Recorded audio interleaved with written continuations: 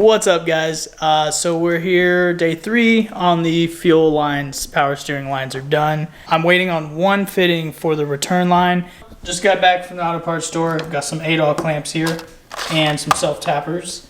We're gonna go ahead and route those lines and get these fuel lines nice and neat and sturdy so that way they don't move around and get cut up or whatever.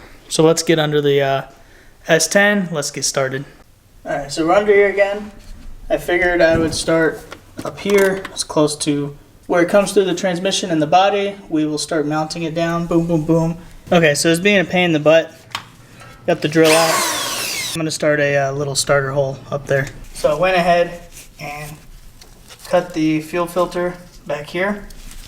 That way we can get rid of this big slack.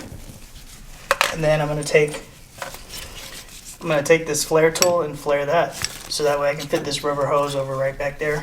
And we cut out about 3-4 inches of line. Oh, we're dripping fuel everywhere. Alright, so I got the flare tool rigged up. Basically, you just rotate this bar and that holds the pipe.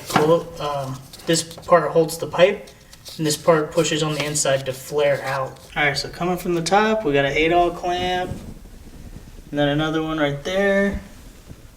And then another one right there. And then they go where they need to go. This one is pretty lined up. I moved that back. It's not gonna hit nothing. Seems pretty decent. I'll add another one here if when I connect it there's still issues with it. But they're routed nice and snug. So I think it'd be alright. Ideally maybe put one here and then one there in between.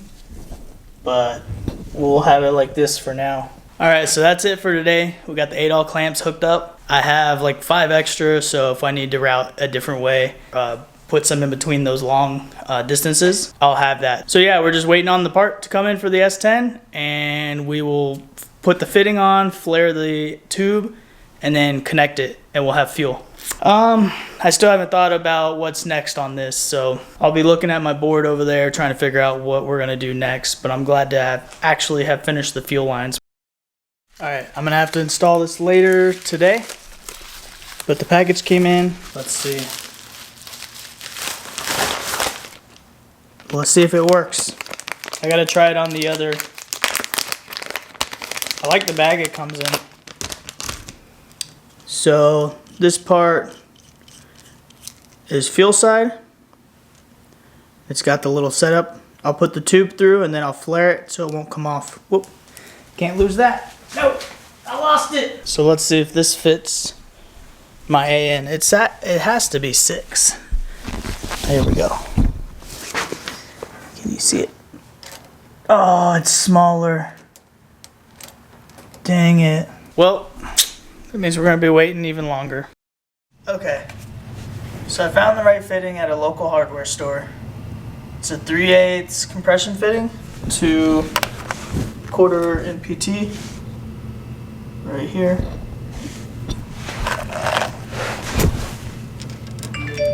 Basically, this is gonna screw on there. So I'm gonna Teflon these threads and these threads, and then I'm gonna flare that guy. All right, so I got it flared on. Make sure you put your piece on before you flare the fitting. Sweet. Now I'm gonna put the Teflon tape on the threads. All right, we are done. The lines are pretty stable, routed, really nice.